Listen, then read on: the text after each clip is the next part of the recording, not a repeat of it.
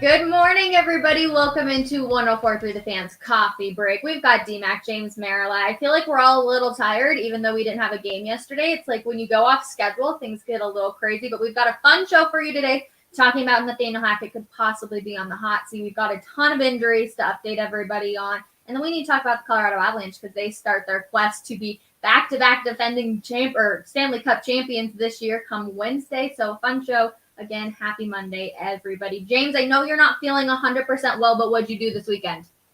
Went to Steamboat. My oldest played Friday night up there against the Sailors. So the Academy got another win. That's good. And then my other two had a bye this weekend, which worked out perfectly. So we made a little weekend of it. Spent a couple days up at Steamboat and caught a cold. That's what I did. Oh, It's that time of the year, though. It is. It's all right. Nobody needs to feel sorry for me. Nobody does. So it's all good.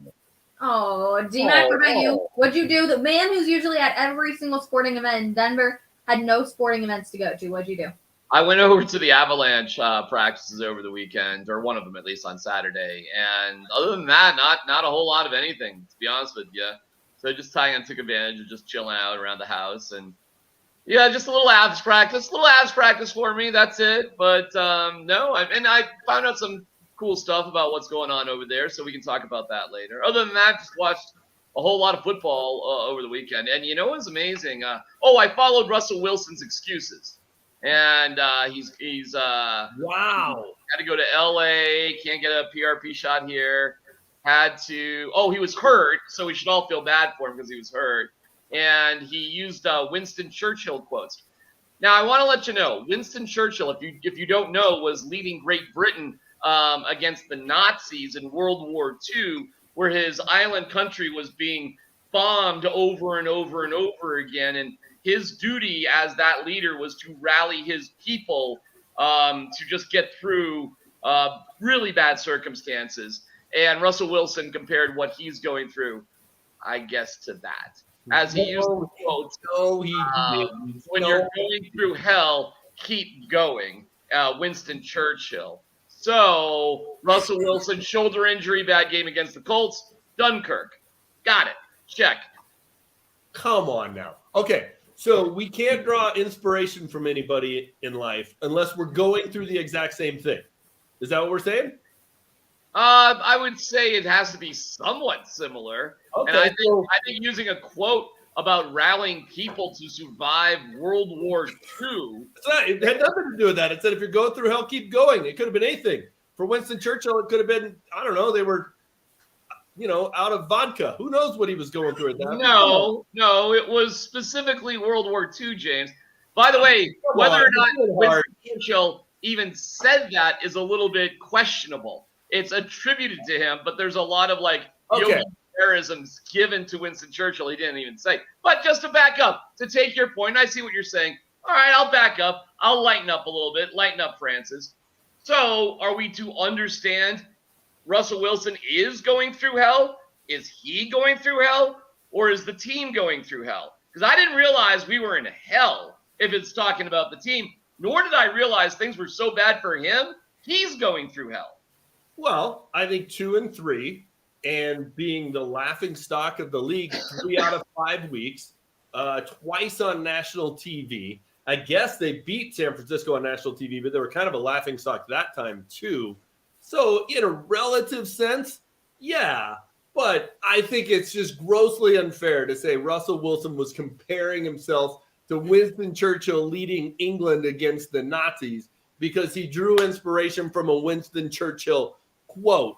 I mean, in that case, then nobody can ever use Abraham Lincoln quotes because none of us are trying to keep the country from dividing during Civil War. Hey, depends what it is. None of us are being, crucified. Like, come on, the mission to tear down Russell Wilson in this town and around the country has gotten out of control. I'm here to defend him. I think. Well, good. Well, if you want to stick up for extreme phoniness today, James, go for it. Okay. But that's what's happening right now. It's all the same people who bashed Tebow. Here they come again with the extreme phoniness. I didn't bash Tebow. I was a Tebow guy. Okay, I was pro Tebow. He's extremely phony. How's he phony? How's he phony? Does he He's do going, it? wait, hold on. Time out. He's going through hell. Now who is going through hell? Relatively speaking. Fine. Let's not even use hell. Let's use hell as a metaphor, not a literal sense. None of us are literally going through hell. You know who wasn't literally going through hell? Winston Churchill. He wasn't literally going through hell. All right, he was going through a hellish experience, with bombings going on. So fine, we'll call it a hellish experience, not literally hell. But judging on some of, all right, I'll leave that stuff alone. But hellish, we'll call it hellish. All right. Sure. Fine. So I'm conceding to you a little bit here, James, because it's a hellish experience, not literally hell. And okay, we could each go through our own hellish experience. Fine. Can we all agree that a hellish experience then is one of your worst nightmares? Is that it's something that you don't ever think you're going to get through? It's something that is so difficult that you want to coin that phrase. Can we agree to that? Sure. Okay. How is a bad game against the Colts and a slight shoulder injury hell? Well, if you're hellish. If you're 2-3, you're the butt of every joke around the country. Every show on Friday around the nation led with Russell Wilson and what a flop he is and what a failure he is. They're laughing at you in Seattle. They're bashing you here. Like, find me the person who's coming to Russell Wilson's defense right now. It's not his coach. It's not his teammates. It's not his ex-teammates. It's not. I'll tell you the person. Whoa! I'll tell you who's coming to his defense. His accountant. Okay. Calm down. So here we go. He makes a lot of money, so therefore he doesn't go through any of the emotions that any of the regular people do. Correct. He shouldn't, and he should be able to balance it better. He gets paid way more than everybody, and what he didn't.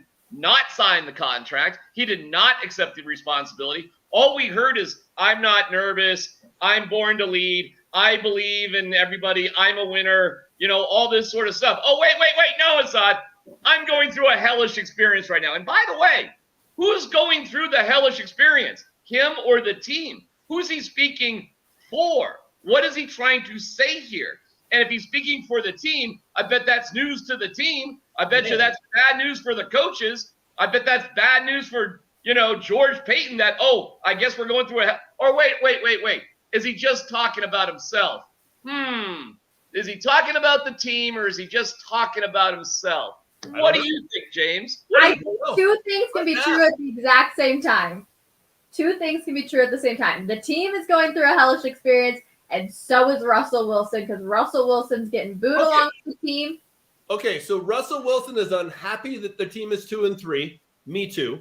Russell Wilson is unhappy that he's not playing very well. Me too. Russell Wilson is injured and went to get treatment on it. Apparently, that's now a crime in this town. Oh, because he went to LA to do it. Okay, I got it. So if Peyton Manning wants to go wherever to get his treatments done, cool. But Russell Wilson, if he does it, not cool. What were his other crimes from this weekend, other than caring and other than trying to make sure he was ready to go come a week from today against the Chargers? It's just my goodness. James, you're over-exaggerating what I said. I'm over-exaggerating. No, I'm just telling you how I feel. And I think comparing. So hold on, wait a second. Are we going through hell or a hellish experience right now with this football team? Seriously? We went through. Hold on. Yes.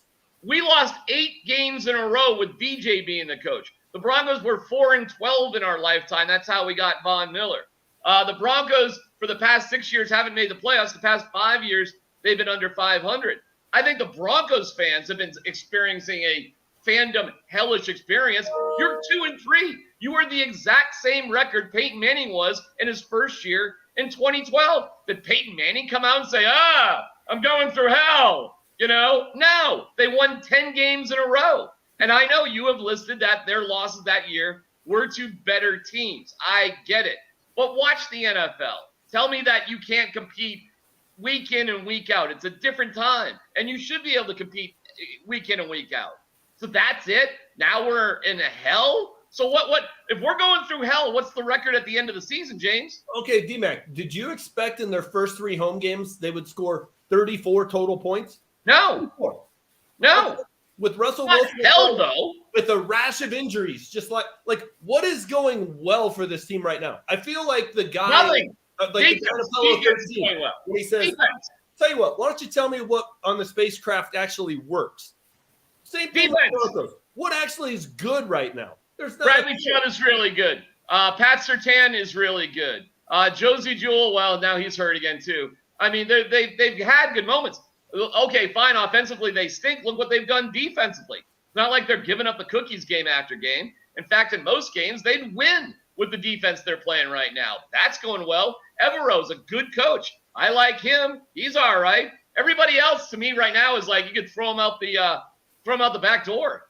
Okay, I just think it would be hypocritical of me to bash Russell Wilson for being all smiles on the field after the Raiders lost, taking a picture and exchanging jerseys, and then to also bash him for being upset with the situation. I get it, James. You want him to hold a TED talk even after the loss. You're all right with the Broncos country. Let's ride, the saddest thing of all time. You're with glazed eyes, like he's crying or something. You're okay with that, like I'm your guy, I'm your leader, and then 2 days later tell everybody we're going through a hellish experience. The two things do not coincide. Either you are the guy that you say you are, or you're going to be that guy, or what? We're going through hell?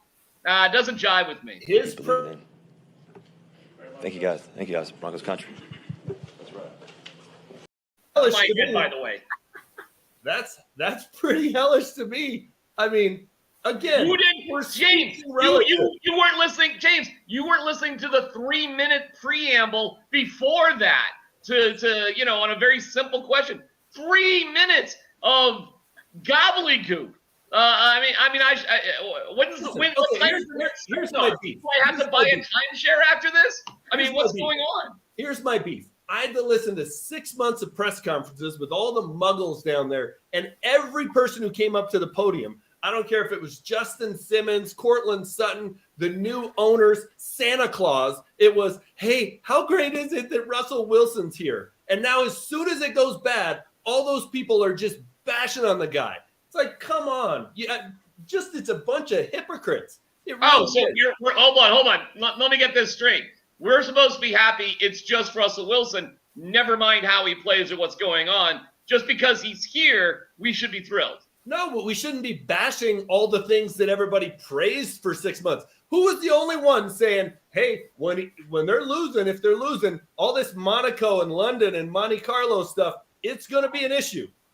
Who took the arrows for that one? This guy. So where'd that guy go? Where'd you go? You were right. None of the muggles said it. It was all, hey, isn't it great that Russell Wilson's here? How much better is it to mow the lawn now that Russell Wilson's here? I mean, every question was the same thing.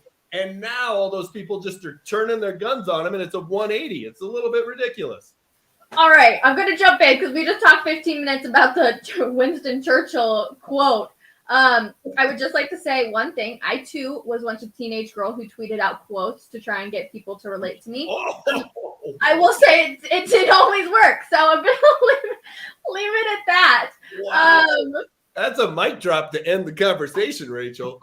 Thank you. I appreciate it. On a Monday, things get a little spicy here on Coffee Break. Okay, we got to go into these injuries, though. Also, we got to talk real quick, real fast. Matt Rule getting fired from Carolina, which means that the gates can be open for head coaches to get fired. How much is Nathaniel Hackett on the hot seat this week if they lose to the Chargers, James? Well, I think it depends on how it looks. Right? I think if you go out to LA and you lose 31-30, I don't think he's on the hot seat. I think if you go out there and it's a disorganized mess and the offense scores 9 points, I think he's on the hot seat. Because a lot of it is, well, what was Nathaniel Hackett brought in here to do? He was brought in here a couple of things. One, obviously, is to win.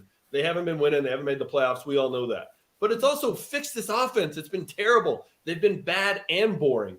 They're still bad and boring, so it depends on how they lose. If they go out there and lose 42-9, or get a 50 burger hung on him like they did in Philly a few years ago, yeah, he'll be squarely on the hot seat as he should be. So part of it's going to be the eye test. But real quick, Matt Rule gets fired now so he can go get a college job and they won't have to pay him off. Matt Rule would be on my list if I'm up in Boulder. Oh, okay. Well, That took a different turn than I was Look expecting. what he did at Temple. Look what he did at Baylor. Sure. I'd hire Matt Rule at CU. I mean, I mean, whatever. Hey, you're Rams. There you go. Ray. There you go. Who's the only team in the country that hasn't won a game yet? CU. Okay, moving on. Let's talk about it. Hold on. Let me give an answer to that real quick. If he loses against the Chargers, it's bad. And by the way, the Chargers are going to score 30 points, okay? Now, how Brandon Staley decides to screw them over in terms of awful decision-making, we'll see. His own player, Keenan Allen, was ripping on him during the game. I mean, that is wild. The fact of the matter is, if you go 2-6 and you go into the bye week after the London game, you may as well see the rest of Europe. I mean, Coach Hackett may as well go see the Avs play in Finland after that. At 2-6, you have nothing to lose, and you're never going to come back the next year.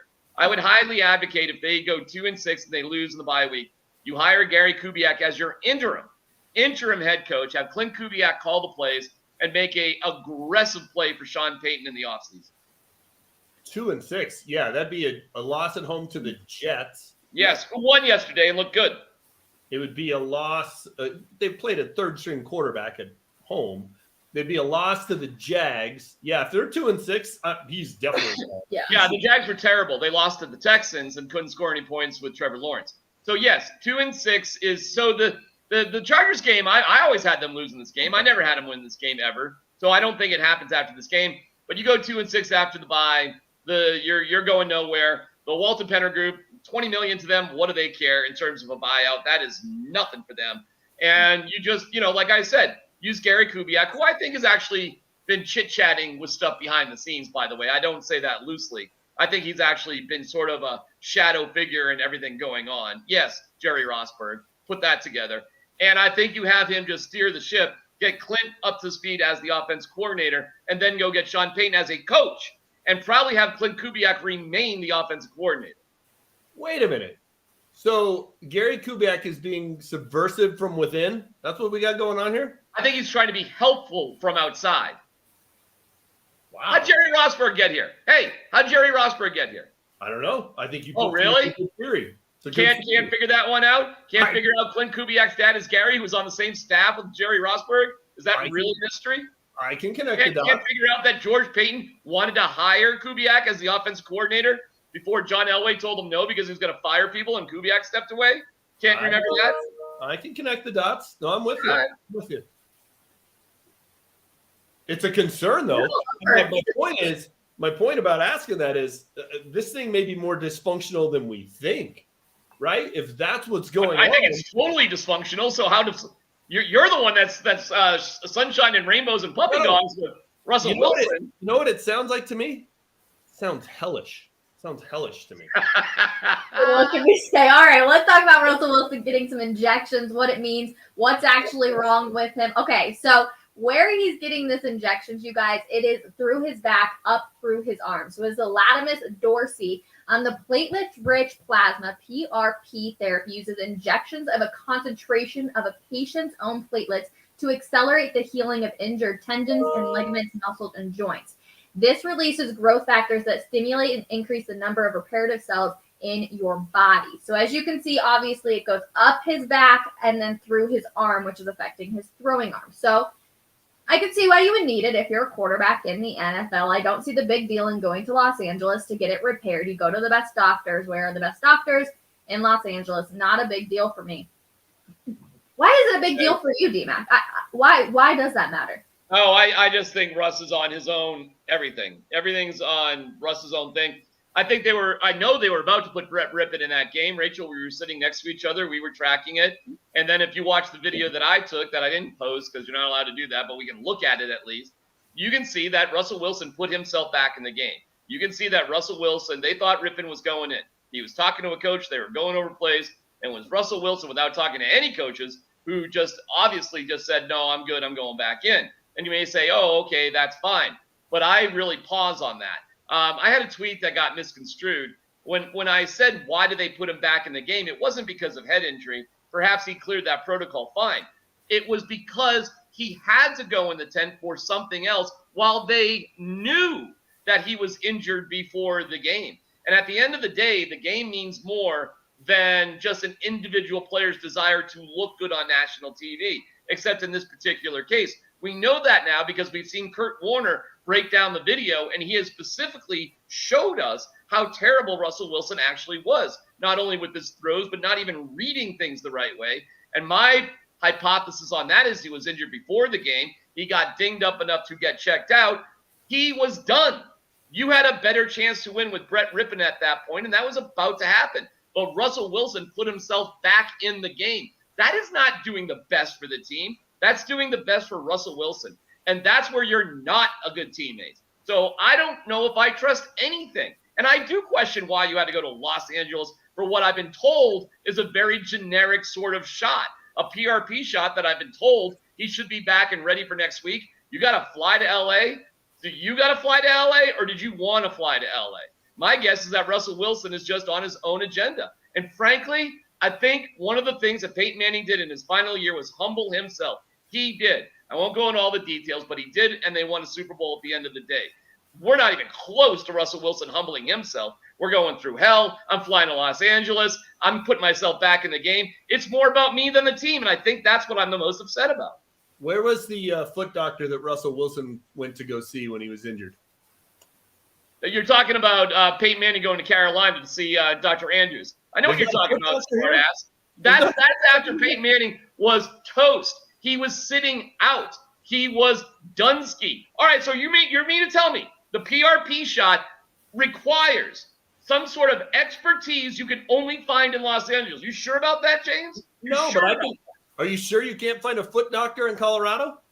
Listen, of course you can, but there's renowned specialists all over the world. So you're telling me, no, this is what you're telling me. Russell Wilson went to a renowned doctor that only lives in Los Angeles, nowhere else. Because that's what Peyton Manning did, and that's what guys go to, what's his face, the knee doctor guy. And that's why athletes come in from all over the world to Stedman Hawkins up in Vail. Yeah. So that's what you're telling me.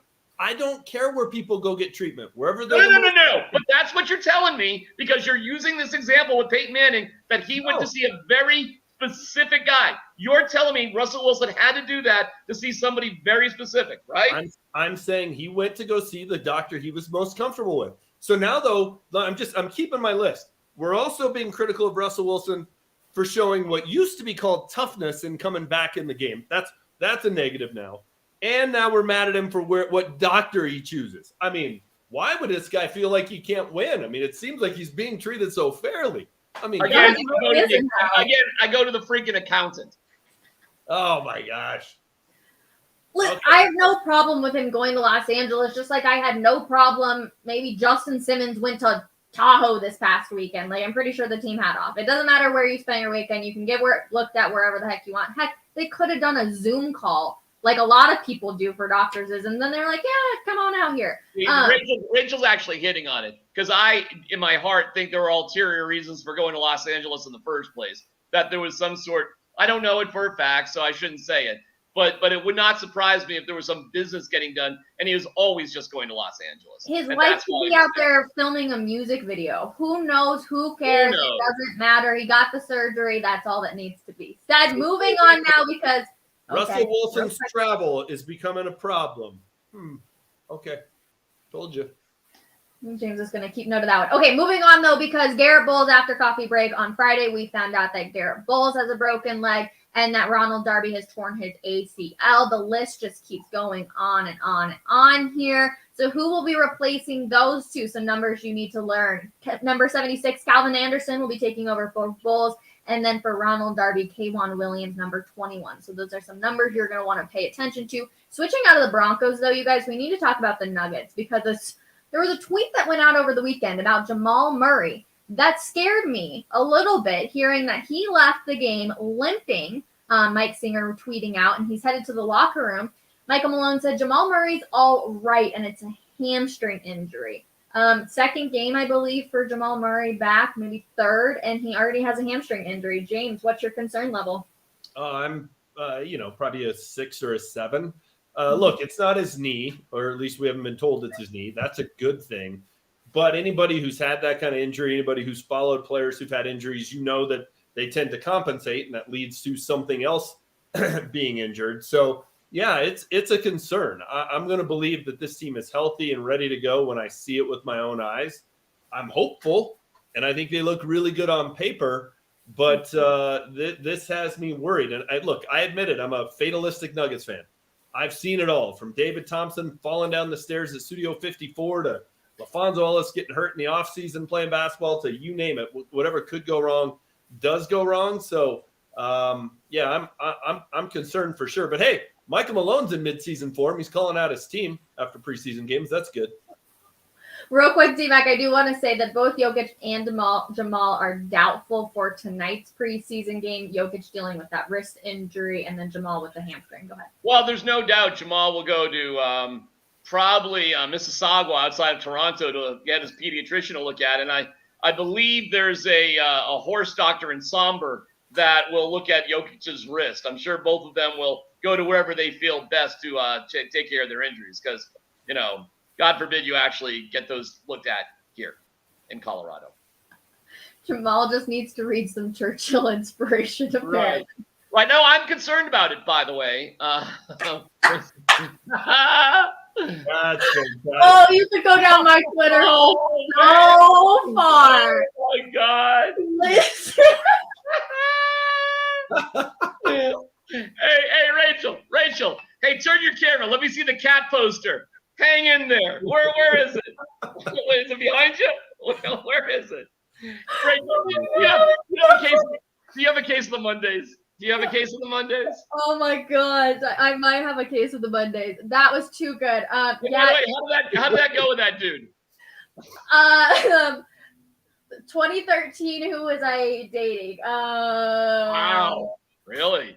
Wow. 2013. You know what? I'm still friends with the guy. He's doing well. He's engaged. Happy for him. Still like semi friends with him. So is it possible you were making a big deal out of nothing? I mean, we broke up, so I was in hell at the time. D-Mac, let me live my life, all right? Come on. Where did that quote come from? Pinterest? I don't know what to tell you. Oh my gosh, that is way too good though. Oh my gosh, Jake on the back end, our producer, fantastic job. I'm scared what else you can find if you go part that back. Wow. Clint did say from Disney to hell in one weekend. That is the truest statement ever. If you paid attention to Coffee Break last week, we talked a lot about Disney. And here we are now talking about hell. It's been tough. We do have to tell you, though, about an awesome opportunity at Redline Athletics Centennial that you guys can win. So enter in to win a year-long membership so you can take your student athlete to the next level. It's a new state-of-the-art speed and agility training facility. Again, I say this almost every time we talk about it. Enter in denverfan.com, ages 8 through 18, and maybe one day we'll be talking about your kid, son or daughter on here on Coffee Break. So definitely it's an awesome opportunity, denverfan.com. But let's talk about Denver because it was given a new nickname this past weekend too. It is now Hockey Capital USA. That's Denver, Colorado. So Michael B. Hancock tweeted out, super excited to celebrate the Mile High City as the official hockey capital of the USA. So this was because 4 championships happened here in Denver. Obviously, we've got the Stanley Cup champions. Excuse me, I cannot stop laughing because that was just way too funny. We've got the University of Denver, which they started on Friday night, and we'll have Jake Shapiro hop in here real quick to talk about it because he was actually at the game. We've also got the Denver East Hockey and Pee Wee Junior Avs, who all won championships this past year. So, Jake, how was DU on Friday night? Oh, it was good. It was awesome. They actually didn't raise the banner Friday night because it was a tournament game that they're hosting, not an actual home game. So weird quirk of college sports that happens sometimes, but it was an awesome atmosphere. The students were rowdy. DU came out looking great. Corona made some big saves. We saw him help win the title for DU. They ended up winning the icebreaker a day later. So a really good start to the season for the DU Pioneers. And again, it's just awesome to see them. They were flying. They look great. And people are kind of having the expectation that they might repeat. Okay. Clearly we're all in black today besides James. He didn't get the memo, but maybe that's because he's sick. Jake, I need to ask you, how did you find that tweet and how far or how long did it take you to find that tweet? Well, I don't know if I want to give away the ways of how I search people's Twitters. Please I don't. want to give you a chance to go ahead and delete some tweets there first. But essentially, I just searched your Twitter from the year 2012 to the year 2013 with quotation marks looking for quotes. Oh gosh, that was a job well done, my friend. Job well done. We need to go back on James's now though, because I'm curious what hot takes James had like 5 years ago too. If we're gonna go through. Gosh. I'm on it. Perfect. Thank you so much. All right, Jake. Glad you had fun though. DU though, obviously we're excited. We're super excited about the Colorado Avalanche getting underway this Wednesday, 7:30 puck drop as they're going to raise the banner slightly before 2. DMAC, what did you see out at the Avs practice this past weekend? Well, slightly concerning. Nathan McKinnon at Family Sports, James's favorite place, they have 2 sheets of ice. And what's nice about that is that you don't have to wait for a Zamboni. You just go from one sheet to another. So I'm sure whatever fancy facility they're going to build next, they'll have 2 sheets of ice. But that being said, Nathan McKinnon was with the team on 1 sheet of ice, and when they transferred to the second sheet of ice, when they were working on power play, he did not come out. He just went to the locker room, and he was done for the day. He was skating on Sunday, and he was in a regular sweater, not a non-contact sweater, so that's good. So there's just something, a little bit, tiny little bit that Nathan McKinnon's dealing with. They're going with a really fascinating thing on the second power play, 3 defensemen, because that is just how talented they are. It's really remarkable. Nobody can remember an occasion where you would use 3 defensemen on a power play unit, but they are. And it's Gerard, Taves, and Byram who are out there on the second line power play, whereas you have Makar and, we'll see what's what. The person replacing McKinnon was Evan Rodriguez, which was a little bit interesting. Although Jared Bednar said he really wants to give Alex Newhook a long look at that second line center role, period. So those are some of the things that are going on, and we're nowhere close to really getting Gabe Landeskog back. And I think that's okay. What we really don't know is how our new goalie Georgie is going to do. We have an idea about Frankie, but Georgie's a bit of a mystery. So we'll look forward to that as well. But overall, the depth of this team is pretty ridiculous. And they dropped a couple of first-round draft picks, by the way. They're going to play with the Eagles, and that might be Kaut and I'm forgetting the other dude. But, they're going to be with the Eagles. So they have first-round draft picks that haven't even made it all the way up, which might be a little disappointing, but does go to show you their depth as well. So all in all, pretty good news for the Avalanche. Yeah, I thought it was interesting talking about Alex Newhook that he said, Jared Bednar said he'll give him multiple months, perhaps even until the trade deadline to see what he can do. So I think that's super interesting because clearly they have enough confidence in him that they can wait that long to be able to see what he's able to do to hopefully replace Nazem Kadri. You have a quirky situation too. Like, what do you do with Curtis McDermott? And I'm really not sure how they handle it. Do you not even carry a tough guy on the team? What do you do with them? And I think because there's one more spot, they got to make one more cut before Wednesday, and it'll be interesting to see what they do. I thought the Newhook quote is interesting though. Of like, it's not exactly a ring endorsement. It's hey, we'll give you until the trade deadline, and if you're not cutting it, we'll go get somebody. Which you understand, but to say it out loud is interesting to me. No, it's not get somebody. It's probably to move Evan Rodriguez into that spot and put Newhook in a different position. That's not James. Interesting timing. He didn't say, "Hey, we'll give you till February. We'll give you till March." It was the trade deadline. That's an interesting Freudian slip. I don't think so. I think they're just trying to develop a young player. He's only like 22 years old, something like that. If you're the defending Stanley Cup champs, you're not in the business of developing young players. You're in the business of defending your cup. No, that is what's so amazing is that you can develop young players while you win. No, James, it is like the absolute optimal place to be. It's the best place you can be to develop depth, experience, that callus that you need into the playoffs. phenomenal that you can do that to not be in any kind of desperate situation. It tells me that they let a guy leave and don't have a replacement for him. That's what what it tells me. Oh my God. Do you like Nathan McKinnon, James? Do you like him? Just saying. What? No, you don't, because that was the deal that took a precedent. Do you like Valerie Nichushkin or not? No, you don't I would have. If you want to go to dominant scores that can play on every single unit. Those guys, Kadri, I'll take Kadri all day long because there's not a single person during the season last year that said, "Man, if they didn't have Nichushkin." I was.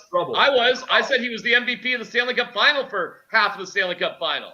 He was good in the playoffs. He was good in the playoffs. He's Joe Flacco. He's good. Oh my God. Oh my Lord.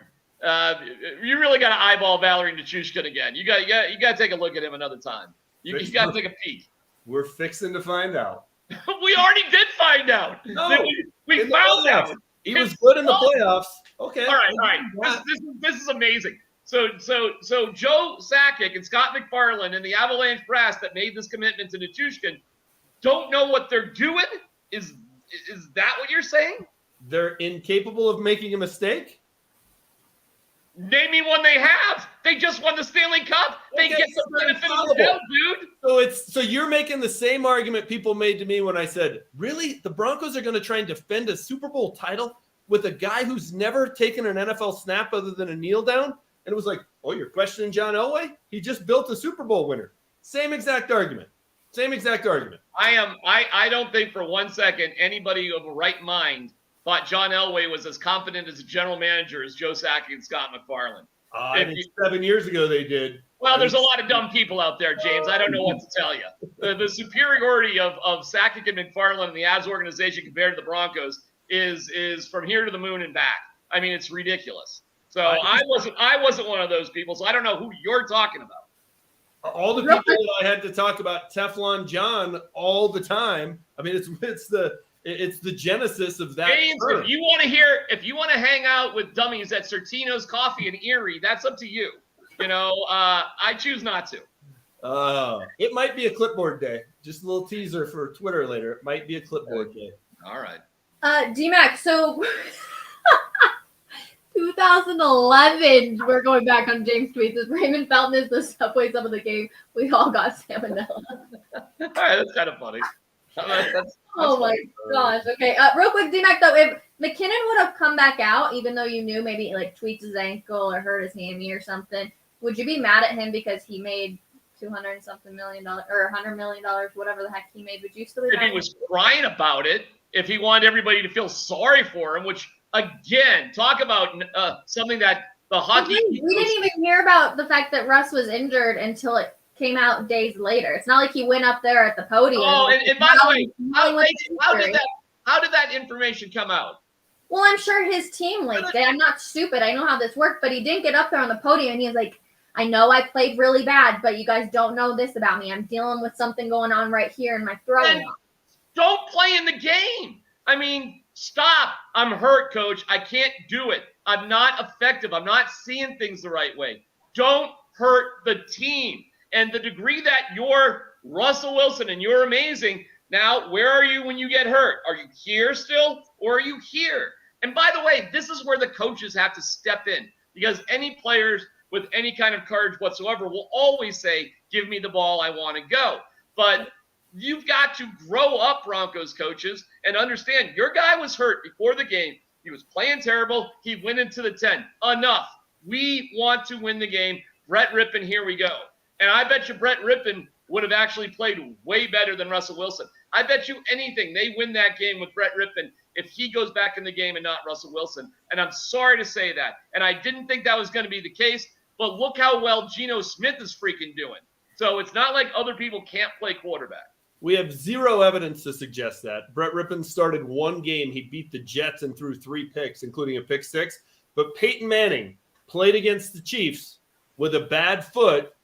And Gary Kubiak, who you think is the greatest head coach in Broncos history, it was a mistake. Hey, Peyton, sit down.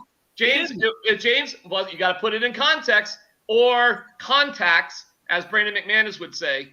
And the context of that is that Peyton Manning was 6 yards away from breaking the overall passing record, and if it wasn't for one of the more bizarre drives of all time in NFL history, a 6.5-minute, 50-yard drive the week before against the Colts in which nothing happened. The result was a kneel down. Now, think about that for a second.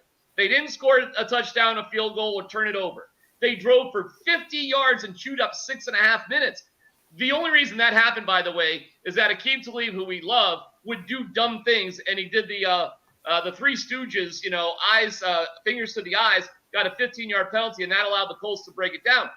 Had Peyton Manning got back in that game, the Colts would have let him throw a 6-yard completion to break the record right then and there. The only reason he played in that Chiefs game was to break the record. He did, and it was kind of like non-pulsing to say the least. And then he went on to have the worst half he's ever had. 0 quarterback rating, booed off the field, down 20-0. It was horrific. And Gary Kubiak has said he made a mistake, and he should not have played Peyton Manning in the game. Kubiak's actually admitted it. Okay, well, let's ask our Broncos insider, Andrew Mason, who's going to hop in here because he's also a loser for our Survivor pool. Mace, who would you rather have finished out the game? Would you rather have had Russell Wilson or Brett Rippon? Brett Rippon, but my reasoning is different. If they play Brett Rippon, they probably don't go for it on 4th and 2. And they probably, even if they get that, look at James's reaction there. It's hysterical. And if they don't, if they get to 4th and 4 from the 15, they probably don't try to throw a freaking touchdown pass when you actually don't want a touchdown. You want a first down to end the game. So my theory is if Brett Rippon had been in there, they would have probably not gone for it on that 4th and 2. They would have kicked the field goal, been up 12-6. Defense would have gotten the stop. Broncos would have run it out. 1-12-6. Everyone goes home happy. Well, I mean, Mace is assuming a lot. Mace, you're assuming they get actually in the literal same position on 4th, unless you're literally putting, like, Russ got hurt, and now it's 4th and 2, and he's out of the game, and now you've got Rippon. I mean, yeah, I love you, Mace. But what was powering him down the field? It was the running game. Well, no. Just say they would have won with Brett Rippon. That's what I did, and you and I would both be right. Yeah, I think they win, but it's with different decision making process and a more conservative decision making process. I think would have won that game. See, that's where we agree. There you go, Mace. You're over there. Wait, he's there. We're trying to get this like Brady Bunch. You're up there. We've gotten to the absurdity level in this town. And listen, I was here when people were calling sports talk radio saying Gary Kubiak should start over John Elway. So I've heard it all. We've now gotten to that level of absurdity that we'd rather have Brett Rippon in the game than Russell Wilson. Over an injured Russell Wilson. Yes, last year I was banging the drum saying that Drew Lock should have been playing in Cleveland and not Teddy Bridgewater because he couldn't move. Sometimes you're better off with the healthy guy. In overtime, he threw the ball to Jerry Jeudy. He threw the ball. They marched all the way down the field. The fact that he missed KJ Hamler had nothing to do with his shoulder injury. James, how bad is Brett Rippon? That a guy who can't throw and probably has some form of concussion, he's awful? So why is he on the team? Because he's a backup quarterback. He's awful. And if they have to go with Brett Rippon, they're SOL. We all need a reality check in this town. Like, look, Russell Wilson's been bad. He has been. But he's still light years better than anybody who's had here since. How are the Cowboys doing? Oh, my God. Here we go. Their defense hasn't given up more than 17 points in a game all year, right? So Cooper Rush, what did Cooper Rush do yesterday? Did he have the scoop and score? Did he have the block? Cooper Rush, I did as much as Cooper Rush yesterday. Good Lord. A smart, conservative quarterback with the right defense can win close games? Did Russell Wilson blow the lead late in the game, or was that this defense that had Brett Rippon come in the game, the defense suddenly would have been great? Oh, okay. Watch Kurt Warner's video. Watch Kurt Warner's video. That game was 100% on Russell Wilson. That loss was on Russell Wilson. I'm not arguing that. I'm arguing the fact that Brett Rippon would have been a better option. I mean, good grief. The anthem singer can be bad. That doesn't mean Roseanne's a better option. I mean, come on. All right, we brought in Jake Shapiro, Cecil Lammy. Cecil, I thought you lost this week, but I guess not. You're a winner, so you and James get a hang. Oh my God! See, I was just gonna complain. Like, I got to start winning this thing, so that way I don't have to show up on Mondays because I hate Mondays. And you guys are yelling about Brett Rip. Brett Rippon's not going to win you anything, okay? And we all can go back and forth. Wait. We all can go back and forth. Let me finish. Let me finish. For the love of God, this isn't Steve. We're not Stephen A. Smith on Get Up or Get Out or whatever it's called. Let everyone have a flipping turn, and then we can all yell at each other. As long as we have microphones, so it doesn't sound like garbage. It sounds like we're shouting down a well. Oh my God, Brett Rippon, everybody! No. Like, you're not winning anything with Brett Rippon. Brett Rippon's not anything special. Like, that's the problem. At least in Seattle, and I wrote about it in Mile High Monday, when Russ played with the finger injury, he should have waited even longer. He should have waited longer, and he didn't. Well, they had Geno Smith, who, as we're seeing, is a better option. Brett Rippon's not going to win you anything, even over an injured Russell Wilson. Now, Russ needs to take time off or whatever, because the Kurt Warner video tells you everything you need to know. But Brett Rippon's not making those throws. Brett Rippon's not making those plays. Brett Rippon isn't good. We need to stop this fascination of like, they got something. They don't have anything in Brett Rippon. They don't have anything in Josh Johnson. Brett Rippon is good. We're just trying to, sometimes you're just trying to baby the car back to the garage at the end of the day. That's what you're asking at that point. We can't wait for Orange and Blue today, later, 3:30. Mace and Cecil, they're going to go at it. They disagree on this conversation. It's going to be great. But Jake, hit us, Survivor Pool losers. Let's go. All right. Ooh, yeah, I am sharing the screen, but while I do, check this out. Oh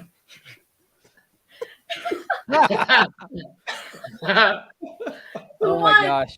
Breakfast at 3 a.m. What up with you at Denver Diner? Who was up? You never know. Jake on anything on the Twitter. All right. So the losers are D-Mac, Mace, Jake, and Rachel. Spin it. Let's see who it is. Oh! Okay. Oh my gosh. I thought I was doomed. Oh, I knew it was going to be me. All right. So we got coffee break and a helmet. Yeah, that would be an interesting one. A word of the day, which everybody in the comments would get to vote on.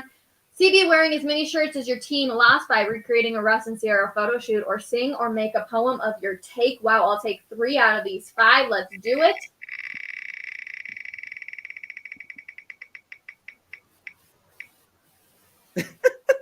Yes. That's one of them I'll take. All right. Although now I need your guys' help with finding a helmet because I don't have one. I got like 9 helmets at my house, so I'll walk on over. I'll bring one to you tomorrow. I got some. So perfect. I can't wait. All right, everyone. A crazy day here on Coffee Break. Like I said, Orange and Blue today. Cecil and Mace 3:30. Make sure you tune in and listen. James, D, Mac, Jake, appreciate all the laughs today, and we'll see everybody tomorrow morning, 10:30 a.m. Bye, everyone.